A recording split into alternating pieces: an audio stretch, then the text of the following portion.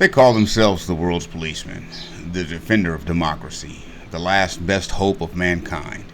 They say it with a straight face, a hand over the heart, and a flag in the background. But see, I've been watching the votes. Not the speeches, not the rhetoric, the votes. Let's start with Ukraine. February 2025, the United Nations puts up a resolution demanding Russia pull its troops out of a sovereign nation. Simple, right? The United States, the so-called champion of sovereignty, voted no. Stood right alongside Russia and voted no. Then proposed their own resolution that didn't even mention Russian aggression. When Europe amended it back to say the truth that Russia had invaded, America abstained from their own resolution. Watch the pattern. Gaza, the Security Council brought ceasefire resolutions to the floor 6. Yes, 6 separate times. Every single time, 14 other nations said yes. 14. And every single time, the United States cast a lone veto. Alone. Blocking the world from demanding that children stop being bombed, that people stop starving, that humanitarian aid be allowed through. 6 times. That's not policy. That's a position. And the position is some lives just don't count. Now here's where it gets very personal. Very personal.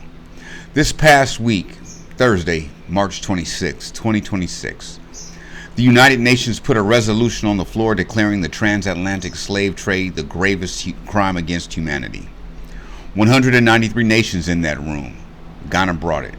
The entire African continent backed it. 123 countries voted yes. The resolution said acknowledge it, issue formal apologies, discuss reparations. 3 countries voted no. Just 3. The United States, Israel, and Argentina. That's it. That's your coalition. That is the alliance of nations that looked in the world in the eye and said, no, we will not acknowledge that. Kidnapping 13 million human beings, chaining them in cargo holds, working them to death, and building the wealthiest economy in human history off their stolen labor constitutes a debt that needs addressing. And their ambassador, with a straight face, said the United States, quote, does not recognize a legal right for reparations for historical wrongs that were not illegal under international law at the time they occurred. Let that land. It wasn't illegal, so therefore, no obligation. Jim Crow wasn't illegal. Redlining was legal. The theft of black wealth in Tulsa was legal. The exclusion from the GI Bill was legal. Legal and right are not the same word. But they know that. This wasn't confusion. This was a declaration. Now look at the company they're keeping. The same 3 countries that said no to ceasefire resolutions in Gaza are the same 3 that said no to acknowledging slavery. The same axis blocking accountability for one group of one people is blocking accountability for another. That's not coincidence. That is a coalition of exemption. Nations that have decided certain atrocities simply do not require a reckoning. And they still want to call themselves the moral authority on the planet. 123 nations said yes. Russia said yes.